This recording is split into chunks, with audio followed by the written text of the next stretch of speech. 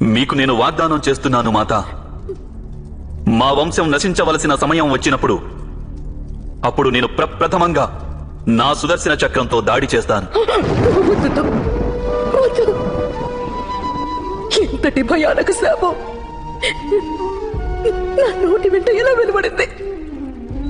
లేదు మాత, మీరు చేసిన దోషమేమీ లేదు. ఆశీస్సులు శాపాలను కాలమే తన ప్రణాళికానుసారం పలికిస్తుంటుంది. మీరు పలికిన మాటలు కేవలం విధి చేతిలో నిమిత్త మాత్రంగా వెలువడ్డాయి.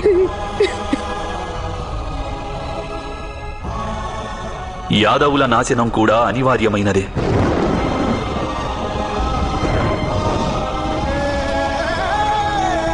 నిజంగా యాదవుల నాశనం అనివార్యమా కృష్ణ?